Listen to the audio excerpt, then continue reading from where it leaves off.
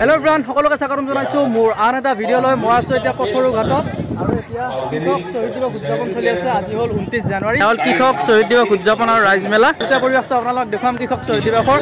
আৰু first time আহিছোঁ, পিয়ুষ হাজৰিকা আহিছে। চাওক ভিতৰৰ পৰিৱেশটো আপোনালোকক দেখুৱাম, মানে মঞ্চৰ ভিতৰত কি কি আছে। অসম তথা দেশৰ এগৰাকী বিশিষ্ট ভাস্কৰ্য শিল্পী বীৰেন সিংহ মহোদয়। দৰং জিলাৰ পথৰু ঘাটত চলি থকা কৃষক শ্বহীদ দিৱস আৰু ৰাইজমেলাৰ মুখ্য অতিথি পিয়ুষ হাজৰিকাদেৱৰ কিছু সাৰুৱা ভাষণ শুনো আহকচোন। আজিৰ এই কৃষক শ্বহীদ দিৱস উদযাপন আৰু ৰাইজমেলাৰ অনুষ্ঠানত উপস্থিত মঙলদৈ সমষ্টিৰ সাংসদ মোৰ শ্ৰদ্ধাৰ বন্ধু দিলীপ শইকীয়া ডাঙৰীয়া, সন্মানীয় চিপাজাৰ সমষ্টিৰ বিধায়ক আপোনালোকৰ মৰমৰ নেতা ডক্টৰ পৰমানন্দ ৰাজবংশী ডাঙৰীয়া, পদ্মশ্ৰী সন্মানীয় ডক্টৰ ইলিয়াছ আলী ডাঙৰীয়া, বিশিষ্ট বক্তা তথা বিশিষ্ট গৱেষক দিগন্ত বিশ্বকৰ্মা ডাঙৰীয়া, সন্মানীয় ধীৰেন্দ্ৰ ডেকা ডাঙৰীয়া, সন্মানীয় বীৰেন সিংহ ডাঙৰীয়া, সন্মানীয় দৰং জিলাৰ আয়ুক্ত মুনীন্দ্ৰ নাথ নাথে ডাঙৰীয়া, দৰং জিলা পৰিষদৰ CEO সন্মানীয় মানস দাস ডাঙৰীয়া, দলগাঁও সমষ্টিৰ সন্মানীয় বিধায়ক মজিবুৰ ৰহমান ডাঙৰীয়া, ভাৰতীয় কিষাণ মৰ্চাৰ অসম শাখাৰ উপসভাপতি সন্মানীয় সাধাৰণ সম্পাদক সন্মানীয় ৰঞ্জিত ভট্টাচাৰ্য ডাঙৰীয়া, গুৱাহাটী চিকিৎসা মহাবিদ্যালয়ৰ অধ্যক্ষ ডক্টৰ অচ্যুত বৈশ্য ডাঙৰীয়া, সন্মানীয় প্ৰবৃত্ত শৰ্মা প্ৰমুখ্যে মঞ্চত উপবিষ্ট বিশিষ্ট ব্যক্তিসকল, মোৰ শ্ৰদ্ধাৰ ইয়াত উপস্থিত সুধীবৃন্দ, সাংবাদিক বন্ধুসকল, ৰাইজ। আচলতে মোক 2:30 বজাত এই অনুষ্ঠানলৈকে নিমন্ত্ৰণ জনাইছিলে, কিন্তু মই বিশেষ অসুবিধাৰ বাবে আগতে আহিব লগা হ'ল। আগতে আহি মই উদযাপন সমিতিক মই অসুবিধাত পেলালোঁ, তাৰ বাবে মই সকলোৰে ওচৰত ক্ষমা বিচাৰিছোঁ। যি কি নহওক, শ্ৰদ্ধাৰ ৰাইজ, ইতিহাস প্ৰসিদ্ধ পথৰু ঘাটত আয়োজিত কৃষক শ্বহীদ দিৱসৰ আজিৰ এই কাৰ্যসূচীত আপোনালোকৰ মাজত উপস্থিত থাকিবলৈ পাই বিশেষভাৱে পুলকিত অনুভৱ কৰিছোঁ। আজিৰ পৰা 130 বছৰ আগতে এইখন পথৰু ঘাটতে সাম্ৰাজ্যবাদী ব্ৰিটিছ মিলিটাৰী আৰক্ষীৰ নিৰ্বিচাৰ গুলীত বহুতো কৃষকে প্ৰাণ দিব লগা হৈছিল। প্ৰায় 200 বছৰজোৰা ভাৰতৰ স্বাধীনতা সংগ্ৰামৰ ইতিহাসত পথৰু ঘাটৰ ৰণ এক অনন্য পৰিঘটনা। পথৰু ঘাটৰ ৰণ আছিল অসমীয়া ৰাইজৰ অদম্য সাহস, আত্মত্যাগ আৰু দেশপ্ৰেমৰ অমৰ কাহিনীৰে সমৃদ্ধ। ব্ৰিটিছ সাম্ৰাজ্যবাদী শাসনৰ বিৰুদ্ধে সংগ্ৰাম কৰি বিভিন্ন সময়ছোৱাত ভাৰতৰ বিভিন্ন প্ৰান্তৰ অসংখ্যজন লোকে প্ৰাণ আহুতি দিছিল। দেশৰ বিভিন্ন প্ৰান্তত বিভিন্ন ধৰণৰে সংগ্ৰামৰ সূচনা হৈছিল আৰু ব্ৰিটিছ শাসকে এই সকলো সংগ্ৰাম অতি কঠোৰ হাতেৰে দমন কৰিছিল। ব্ৰিটিছ শাসকৰ দমন আৰু অত্যাচাৰী নীতিৰ অন্যতম পৰিচয় হিচাপে আজিও দেশৰ ইতিহাসত জালিয়ানাবাগৰ হত্যাকাণ্ডৰ কথা উল্লেখ কৰিব পাৰি। দেশৰ স্বাধীনতা সংগ্ৰামৰ ইতিহাসৰ আটাইতকৈ দুখদায়ক পৰিঘটনা হিচাপে খ্যাত অমৃতসৰৰ জালিয়ানাবাগত 1919 চনৰ 13 এপ্ৰিলত ব্ৰিটিছ মিলিটাৰী আৰক্ষীৰ নিৰ্বিচাৰ গুলীচালনাত প্ৰায় 1000ৰ অধিক মানুহৰ মৃত্যু হৈছিল। শ্ৰদ্ধাৰ ৰাইজ, এই জালিয়ানৱালাবাগৰ হত্যাকাণ্ডৰ কথা সমগ্ৰ দেশে জানে। বিশ্বৰ ইতিহাসতে ই সদায় আলোচিত আৰু এক পৰিচিত ঘটনা। কিন্তু এই হত্যাকাণ্ডৰ প্ৰায় 25 বছৰ আগতেই আমাৰ অসমৰ এই পথৰু ঘাটত ব্ৰিটিছ মিলিটাৰী আৰক্ষীৰ গুলীচালনাত 100ৰো অধিক প্ৰায় 140জন ব্যক্তিয়ে প্ৰাণ আহুতি দিব লগা হৈছিল। এই ঘটনা পৰৱৰ্তী সময়ত দেশৰ ইতিহাসত বহু বেছিকৈ আলোচনা হোৱা নাই। কিন্তু পথৰু ঘাটৰ কৃষক বিপ্লৱ নীতিগতভাৱে সমগ্ৰ দেশৰে স্বাধীনতা সংগ্ৰামৰ ইতিহাসৰ আত্মত্যাগ, অদম্য সাহস আৰু সংগ্ৰামৰ অন্যতম দলিল। শ্ৰদ্ধাৰ ৰাইজ, তুলনামূলকভাৱে অসম ব্ৰিটিছ উপনিবেশ শাসনলৈ হাতলৈ কিছু দেৰি কৰি আছে। মূলতঃ সমগ্ৰ ভাৰতবৰ্ষৰ অধিকাৰ কৰাৰ পাছত 1828 চনৰ ইয়াণ্ডাবু সন্ধিৰ পাছতে অসম ব্ৰিটিছৰ অধীনলৈ আহে। অসমৰ শাসনভাৰ লোৱাৰ পাছতে ব্ৰিটিছ সাম্ৰাজ্যবাদী শাসকে অসমৰ ভূমি নীতি সলনি কৰি পুনৰ জৰীপ কৰিবলৈ আৰম্ভ কৰে। কৃষকৰ ওপৰত অধিক কৰ প্ৰদান কৰাৰ ফলত কৃষক সমাজ বিতুষ্ট হ'বলৈ আৰম্ভ কৰে। 1893 চনত ব্ৰিটিছ চৰকাৰে ভূমিকৰ 70ৰ পৰা 80% পৰ্যন্ত বৃদ্ধি কৰাত সাধাৰণ কৃষকে এই কৰ দিবলৈ অপাৰগ হয়। চৰকাৰৰ এই ভূমি নীতিৰ বিৰোধাচৰণ কৰি দৰঙৰ কৃষকসকলে শান্তিপূৰ্ণভাৱে মিলিত হৈ ৰাইজমেল আয়োজন কৰে।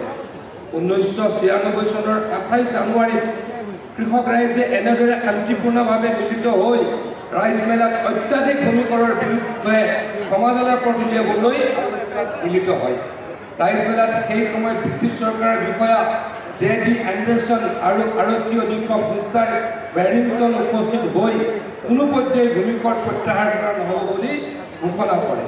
উপস্থিত ৰাইজে এই কথা প্ৰতিবাদ কৰাত আৰক্ষী বিষয়া বেৰিংটনৰ নিৰ্দেশত মিলিটাৰী আৰক্ষীয়ে শান্তিপূৰ্ণভাৱে সমবেত হোৱা কৃষকৰ ওপৰত নিৰ্বিচাৰ গুলীচালনা আৰম্ভ কৰে। ব্ৰিটিছ চৰকাৰৰ এই তথ্যমতে এই গুলীচালনাত 15জন কৃষকৰ মৃত্যু হোৱা বুলি কোৱা হয় যদিও স্থানীয় ৰাইজ আৰু প্ৰত্যক্ষদৰ্শীৰ মতে 140 গৰাকী কৃষক এই নিৰ্বিচাৰ গুলীচালনাত মৃত্যু হৈছিল। অসমৰ ইতিহাসৰ এই অত্যন্ত দুখদায়ক ঘটনা পথৰুঘাটৰ ৰণ হিচাপে খ্যাত হৈ পৰে। শ্ৰদ্ধা ৰাইজ, পথৰুঘাটৰ এই কৃষক বিপ্লৱ আৰু ভাৰতীয় স্বাধীনতা সংগ্ৰামৰ ইতিহাসকে এটা বিশেষ মহত্ব আছে। জালিয়ানৱালাবাগৰ হত্যাকাণ্ডৰ 25 বছৰ আগতেই আমাৰ অসমৰ কৃষকসকলে এনেদৰে ব্ৰিটিছ অত্যাচাৰী শাসকৰ গুলীত প্ৰাণ দিব লগা হৈছিল। এই ঘটনাই সেই সময়ৰ অসমৰ কৃষক সমাজৰ সংগঠিত ৰূপ আৰু অদম্য সাহসৰ কথাকে প্ৰতিনিধিত্ব কৰে। অন্যায়ৰ বিৰুদ্ধে অসমীয়া কৃষক ৰাইজ ওলাই আহিছিল আৰু অসম সম্পূৰ্ণ শান্তিপূৰ্ণভাৱে ব্ৰিটিছ নীতিৰ বিৰুদ্ধাচৰণ কৰিছিল। কোনো এজন নিৰ্দিষ্ট নেতা নোহোৱাকৈয়ে কৃষকসকলে এইদৰে সুসংগঠিতভাৱে ওলাই আহিছিল। পৰৱৰ্তী সময়ত মহামানৱ মহাত্মা গান্ধীৰ নেতৃত্বত সমগ্ৰ দেশতে অহিংস আন্দোলনৰ সূত্ৰপাত হৈছিল। কিন্তু দৰঙৰ কৃষক ৰাইজে মহাত্মা গান্ধীৰ অহিংস আন্দোলনৰ আগতেই সম্পূৰ্ণ অহিংস নীতিৰে ব্ৰিটিছ সাম্ৰাজ্যবাদী শাসকৰ বিৰুদ্ধে বিৰুদ্ধাচৰণ কৰিছিল। তাৰোপৰি ভাৰতত 1930-31 চনত আইন অমান্য আন্দোলন হৈছিল।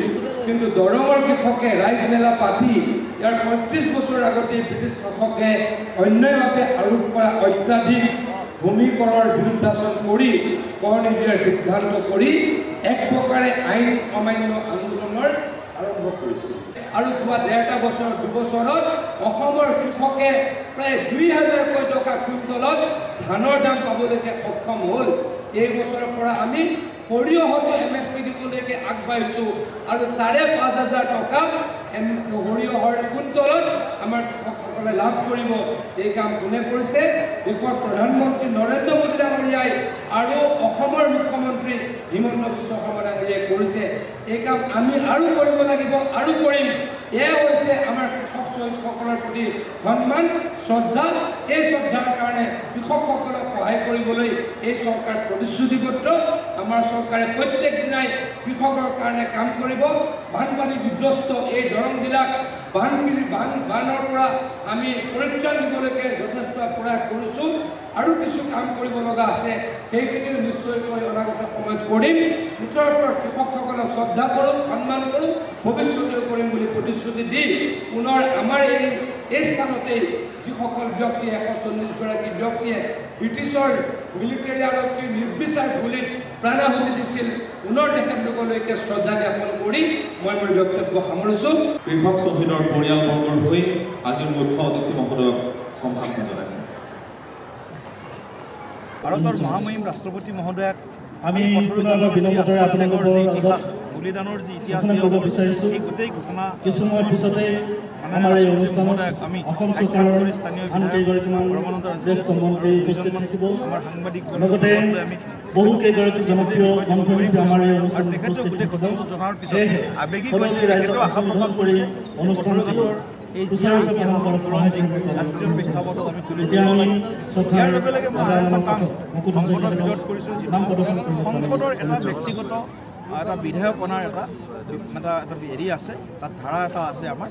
গতিকে ধাৰাটোৰ অধীনত প্ৰাইভেট মেম্বাৰ্ছ বিল বুলি কয়, ব্যক্তিগত বিধায়ক সংসদৰ ভিতৰত পথৰুঘাটৰ ঐতিহাসিক এই কৃষক বিদ্ৰোহৰ এই স্মৃতিক ৰাষ্ট্ৰীয় স্তৰত তুলি ধৰাৰ বাবে ৰাষ্ট্ৰীয় স্তৰত ইয়াৰ যাতে সকলোৱে ইয়াক স্বীকৃতি প্ৰদান কৰে, তাৰ কাৰণে আমি পথৰুঘাট ৰাষ্ট্ৰীয় স্মাৰক ক্ষেত্ৰ হিচাপে ঘোষণা কৰাৰ বাবে মই ব্যক্তিগত বিধায়ক প্ৰাইভেট মেম্বাৰ বিল সংসদত উপস্থাপন কৰিছোঁ আৰু সংসদত এয়া অনুমোদন হৈছে।